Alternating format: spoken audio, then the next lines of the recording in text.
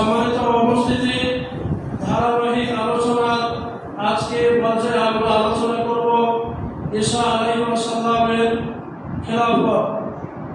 কিয়ামতের যে 10টা বড় আলামত রয়েছে তার মধ্যে ঈসা আলাইহিস সালাম কিয়ামতের সময়, কিয়ামতের আগে যে দুনিয়ার বুকে আবার অবতরণ করবে এ বিষয়টা নিয়ে আল্লাহ রাব্বুল আলামিনের হাবিব নবী সাল্লাল্লাহু আলাইহি ওয়াসাল্লাম হাদিসের মধ্যে অসংখ্য ভবিষ্যদ্বাণী করে গেছেন। কিছু সংখ্যক সাহাবী এক জায়গায় একত্রিত হয়ে বসে আলোচনা করছিলেন কিয়ামত বিষয়ে। এমন অবস্থায় রাসূলুল্লাহ সেখানে উপস্থিত হয়ে ওখানকার সাহাবীদেরকে জিজ্ঞাসা করছেন, হে আমার সাহাবীরা, তোমরা কোন বিষয়ে আলোচনা করছিলে? উপস্থিত সকল সাহাবী বলে উঠল, আমরা কিয়ামত বিষয়ে আলোচনা করছিলাম হে আল্লাহর রাসূল। তখন আল্লাহর রাসূল বললেন, 10টা আলামত, বড় বড় বিশাল ভয়ঙ্কর 10টা আলামত যতক্ষণ প্রকাশ না পাবে ততক্ষণ কিয়ামত কায়েম হবে না। তার মধ্যে একটা আলামত যে ঈসা আলাইহিস সালাম তিনি পুনরায় দুনিয়ার বুকে অবতরণ করবেন এবং সবচেয়ে বড় ডেঞ্জার, বিপজ্জনক, ভয়াবহ কাফের এবং অত্যাচারী দাজ্জালকে তিনি হত্যা করবেন। এটাই হচ্ছে তার সবচেয়ে প্রথম এবং প্রধান কাজ। তো আমরা শুরুতেই জেনে নিই ঈসা আলাইহিস সালামের সংক্ষিপ্ত পরিচয়। চরিত্র, তার পরিচয়, জীবনী শুরু থেকে শেষ পর্যন্ত বলতে গেলে অনেক সময়ের প্রয়োজন। আমরা সংক্ষিপ্তভাবে তার নাম, বংশ পরিচয়, কিভাবে দুনিয়ার বুকে আসলেন, কিভাবে আল্লাহ তাকে আবার আকাশে উঠিয়ে নিলেন, আসমানে উঠিয়ে নিলেন, এই বিষয়গুলো আমরা সংক্ষিপ্তভাবে জানার চেষ্টা করি। সম্মানিত উপস্থিতি, মানুষ দুনিয়ার বুকে জন্মগ্রহণ করে পিতা এবং মাতার মিলামেশা আল্লাহ রাব্বুল আলামিন যে একটা পন্থা দিয়েছে, এই ধারাবাহিকতায় দুনিয়ার বুকে আদম থেকে কিয়ামত অবধি সবাই জন্মগ্রহণ করবে। কিন্তু ব্যতিক্রম, আল্লাহ রাব্বুল আলামিন ঈসা আলাইহিস সালামকে শুধুমাত্র তার মা মারিয়ামের গর্ভে বিবাহ না হয়ে কুমারী অবস্থায়, আল্লাহর লীলাখেলা কেউ বুঝতে পারে না। আল্লাহ রাব্বুল আলামিনের আদেশে জিবরাইল আলাইহিস সালাম তার গর্ভে রূহ ফুঁকে দিয়ে বাপ ছাড়াই, বিবাহ ছাড়াই কুমারী মায়ের পেটে হযরতে ঈসা আলাইহিস সালাম জন্মগ্রহণ করেছিলেন। বলুন সুবহানাল্লাহ। এটা আল্লাহ রাব্বুল আলামিনের একটা অন্যতম বিশেষত্ব। মানুষ যেটা পারে না, আল্লাহ রাব্বুল আলামিন সেগুলো সব পারে। কেউ যেটা দেখে না, আল্লাহ রাব্বুল আলামিন সব দেখে। কেউ যেটা পারে না, রাব্বুল আলামিন তিনি সব কিছু পারে। ইন্নাহু আলা কুল্লি শাইইন কাদির, প্রত্যেকটা বিষয়ে তিনি অত্যন্ত ক্ষমতাবান। সম্মানিত উপস্থিতি, বাপ ছাড়াই কুমারী মায়ের পেটে আল্লাহ রাব্বুল আলামিনের আদেশে জিবরাইল আলাইহিস সালাম সেই মরু জঙ্গলে খেজুর গাছের তলায় সেখানে মারিয়াম অবস্থান করছিলেন। সেখানে তিনি ঈসা আলাইহিস সালামকে প্রসব করেছিলেন। তার মানব পিতা ছিলেন না, তিনি মহান আল্লাহর বিশেষ পুত্র এবং অলৌকিক আদেশে কুমারী মা মারিয়ামের গর্ভে তিনি জন্মগ্রহণ করেন। যে সময় মাতা মারিয়াম আলাইহিস সালাম তিনি অত্যন্ত পরহেজগার, আল্লাহওয়ালা, মুত্তাকি বান্দা ছিলেন, বান্দী ছিলেন। তিনি আল্লাহর ঘর মসজিদের সেবা যত্ন করতেন, মসজিদ পরিষ্কার করতেন, ঝাড়ু দিতেন, এগুলো তিনি করতেন। মারিয়াম জন্মগ্রহণের আগে তার মা মানত করেছিল, যদি আমার একটা পুত্র সন্তান হয় তাহলে আমি আল্লাহর ঘরের খাদেম হিসেবে তাকে নিয়োজিত করব। তো তার মানত অনুযায়ী পুত্র সন্তান না হলেও মারিয়াম তিনি জন্মগ্রহণ করেছিলেন মেয়ে হিসেবে। তারপরেও তিনি তার মেয়েকে মসজিদের কাজ করাতেন, মসজিদের খাদেম হিসেবে নিযুক্ত করেছিলেন। তিনি মসজিদ দেখাশোনা করতেন, পরিষ্কার পরিচ্ছন্ন করতেন, মানুষ সেখানে সালাত আদায় করত। সম্মানিত উপস্থিতি, বলছিলাম মারিয়াম আলাইহিস সালাম তিনি একজন অত্যন্ত সম্মানিত পরহেজগার, মুহসিন, মুত্তাকি, আল্লাহওয়ালা ব্যক্তি ছিলেন।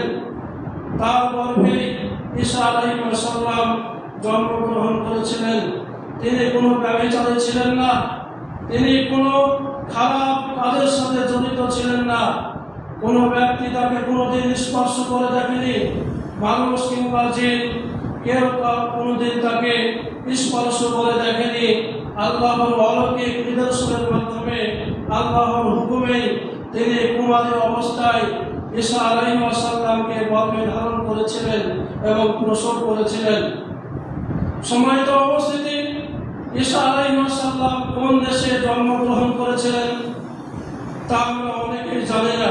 তিনি ফিলিস্তিনের জেরুজালেমের নিকটবর্তী বাইত লাহাম, বেথলেহেম একটা জায়গা রয়েছে, সেই জায়গায় তিনি তার মার গর্ভে থাকা অবস্থায় তিনি প্রসব করেছিলেন, জন্মগ্রহণ করেছিলেন। সম্মানিত উপস্থিতি, শৈশব অবস্থায় দোলনায় তিনি কথা বলে উঠেছিলেন। দোলনা থেকে যখন একেবারে দুধের শিশু ছিল, তার মা যখন লোকের দৃষ্টির বাইরে ছিল, যখন সন্তান ভূমিষ্ঠ হয়ে গেল, তখন তিনি তার জাতির কাছে ফিরে আসলেন তার সন্তানকে নিয়ে। মানুষ দেখে অবাক যে কি ব্যাপার, এ সন্তান তুমি কোথায় পেলে?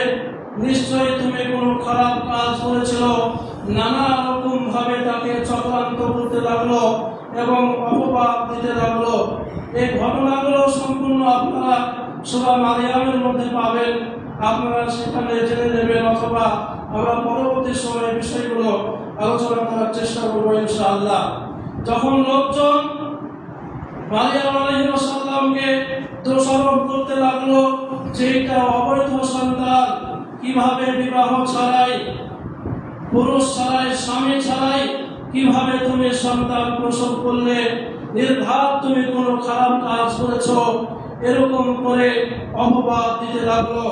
বলেছিলেন শিশু ঈসা আলাইহিস সালাম তিনি আল্লাহর আদেশে ছোট অবস্থায়, দোলনা থাকা অবস্থায় তিনি বলে উঠলেন, আমি আল্লাহর বান্দা, আল্লাহ আমার উপর কিতাব নাযিল করেছেন এবং আমাকে তার নবী হিসেবে পাঠিয়েছেন। উপস্থিত মানুষ সবাই অবাক যে একজন শিশু তিনি কিভাবে কথা বলতে শিখলেন। যদি একটা নির্ধারিত সময় থাকে যে সময়ে শিশুরা মুখ ফুটে কথা বলে, কিন্তু আল্লাহর এগুলোই সব খেলা, আল্লাহর পরিকল্পনা। মানুষ সবাই তখন বিশ্বাস করলো এবং মেনে নিল। সম্মানিত উপস্থিতি, তিনজন ব্যক্তি, তিনজন শিশু দোলনাতে থাকা অবস্থায়, শিশু থাকা অবস্থায়, একেবারে ছোট থাকা অবস্থায় কথা বলে উঠেছিলেন। এগুলো সব আল্লাহর আদেশে, আল্লাহর হুকুমে এগুলো হয়। আল্লাহর হুকুম ছাড়া গাছের একটা পাতাও কেউ নাড়াতে পারে না। সম্মানিত উপস্থিতি, তার নবুয়ত এবং অলৌকিক মুজিজা, আল্লাহ রাব্বুল আলামিন ঈসা আলাইহিস সালামকে 30 বছর বয়সে নবুয়ত দান করেছিলেন। যদিচ নবুয়ত পাওয়ার বয়স হচ্ছে 40 বছর, 40 বছর বয়সে আল্লাহ রাসূল সাল্লাল্লাহু আলাইহি ওয়াসাল্লামের উপর নবুয়ত দান করা হয়েছে। কিন্তু ব্যতিক্রম একজন নবী, তিনি হচ্ছেন ঈসা আলাইহিস সালাম। আল্লাহ রাব্বুল আলামিন 30 বছর বয়সে তার উপর কিতাব নাযিল করেছেন এবং তাকে জন্মের আগেই তাকে নবী হিসেবে ঘোষণা দিয়েছেন, যার কথা আমরা তার মুখ থেকে শুনেছি। সম্মানিত উপস্থিতি, তার অসংখ্য বিশাল বিশাল মুজিজা ছিল। প্রত্যেকটা নবী রাসূলকে রব্বুল আলামিন নির্ধারিত বেশ কিছু অনেক রকম মুজিজা দিয়েছিলেন। তার মধ্যে ঈসা আলাইহিস সালামকে বেশ কিছু মুজিজা, নিদর্শন, যেগুলো দেখলে মানুষ অবাক হয়ে যায়, এগুলোকে বলা হয় নিদর্শন। অর্থাৎ যেগুলো কখনো সম্ভব নয়, যেগুলো মানুষ করতে পারে না, এরকম নিদর্শন আল্লাহ রাব্বুল আলামিন ঈসা আলাইহিস সালামকে দিয়েছিলেন। তার একটা হচ্ছে আমরা ছোটবেলায় এখনো দেখতে পাই শিশুরা বাচ্চারা মাটি দিয়ে কাদা দিয়ে পশু পাখি তৈরি করে, পাখি তৈরি করে এবং সেগুলো নিয়ে খেলাধুলা করে, সেগুলোর কোনো জীবন নাই। ঈসা আলাইহিস সালাম এই কাদা মাটি দিয়ে তৈরি করা পাখিগুলোকে আল্লাহর হুকুমে যখন বলতো যে তুমি উড়ে যাও, তখন সে পাখি, মাটির পাখি, কাদার পাখি উড়ে চলে যেত। বলুন সুবহানাল্লাহ। এবং তার আরেকটা গুরুত্বপূর্ণ মুজিজা ছিল, জন্মের পর থেকে মায়ের পেট থেকে যে ব্যক্তি অন্ধ, ওই ব্যক্তিকে ঈসা আলাইহিস সালাম আল্লাহর হুকুমে তার চোখ ভালো করে দিতেন। চোখে হাত দেওয়া মাত্রই চোখ ভালো হয়ে যেত। এবং যে ব্যক্তি কুষ্ঠরোগী, যার চামড়াগুলো একেবারে সাদা হয়ে যায়, এরকম ব্যক্তির রোগগুলো তার শরীরে হাত দেওয়া মাত্রই, স্পর্শ করা মাত্রই সে রোগগুলো আল্লাহ রাব্বুল আলামিন ভালো করে দিতেন। এগুলো ছিল তার স্পষ্ট নিদর্শন, যেগুলো দেখে মানুষ অবাক হয়ে যেতেন। আর একটা সবচেয়ে গুরুত্বপূর্ণ যেটা নিদর্শন হিসেবে ধরা হয়, মুজিজা হিসেবে ধরা হয়, যে মৃত ব্যক্তিকে আল্লাহর হুকুমে তিনি জীবিত করে দিতেন। বলুন সুবহানাল্লাহ। একজন ব্যক্তি মারা গেছে, যে ব্যক্তি আর নাড়াচাড়া করতে কখনো সম্ভব নয়, একজন ব্যক্তি মারা যাওয়ার পর আর কখনো কথা বলতে পারে না, আর তার শরীরে জান আসবে না, রূহ আসবে না, এটাই স্বাভাবিক এবং এভাবে চলে যাচ্ছে। কিন্তু আল্লাহর হুকুমে তিনি মৃত ব্যক্তিকে জীবিত করে দিতেন। এরকম ক্ষমতাগুলো আল্লাহ রাব্বুল আলামিন ঈসা আলাইহিস সালামকে দিয়েছিলেন। এই বিষয়গুলো স্পষ্টভাবে খুব সুন্দর করে সূরা মারইয়ামের মধ্যে রাব্বুল আলামিন বিষয়গুলো আলোকপাত করেছেন। আপনারা জানার চেষ্টা করবেন ইনশাআল্লাহ। সম্মানিত উপস্থিতি, এই সমস্ত মুজিজাগুলো, নিদর্শনগুলো এবং তার যে তাওহীদের প্রতি মানুষের দাওয়াত, গুমরাহী মানুষকে জাহিলিয়াতের গাঢ় অন্ধকারে তারা যে ডুবেছিল, সেই সময় পূজা করত, অনেক রকম পূজা অর্চনা করে তা আল্লাহকে ভুলে থাকতো। সেই তাওহীদবাদী, তাওহীদ বিরোধী ব্যক্তিদেরকে, তার কওমদেরকে তিনি তাওহীদের দাওয়াত দিতেন, মুজিজাগুলো প্রদর্শন করতেন। এগুলো দেখে তৎকালীন রোমান সাম্রাজ্যের যে বাদশা ছিল এবং মন্দিরের গির্জার যে পুরোহিত ছিল, তারা অত্যন্ত রাগান্বিত হয়ে তাকে হত্যার পরিকল্পনা করে তাকে অনেক রকম ভাবে ষড়যন্ত্র তারা করেছিল। এবং তার মতোই দেখতে একজন ব্যক্তিকে তারা ক্রুশবিদ্ধ করে, বিশেষ প্রক্রিয়ায় খ্রিস্টানরা ক্রুশবিদ্ধ করে হত্যা করে এরকম করে প্রচার করে দিল যে ঈসা আলাইহিস সালামকে যে নবী দাবি করে তাকে আমরা হত্যা করে ফেলেছি, মেরে ফেলেছি, এরকম তারা ছড়িয়ে দিল। তৎকালীন সময়ে 14 থেকে 14 খ্রিস্টাব্দ বছরের একেবারে শুরুর দিকের এই ঘটনা।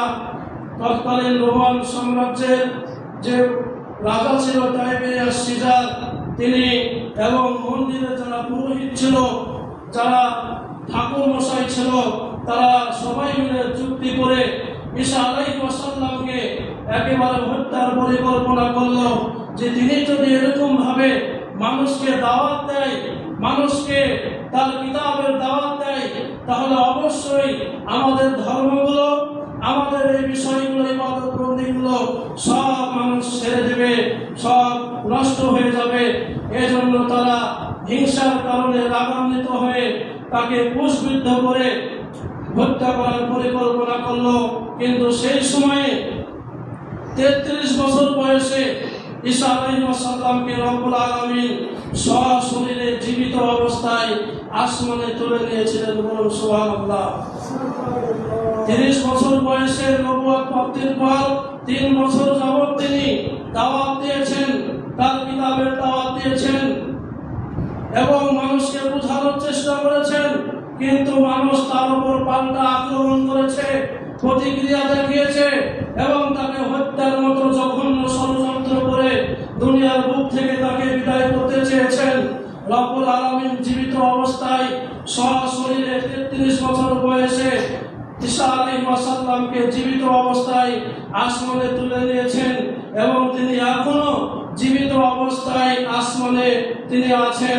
কিয়ামতের যে নিদর্শনের মধ্যে তিনি দুনিয়ার বুকে অবতরণ করবেন দাজ্জালকে হত্যা করতে, এটাও কিন্তু আসবে।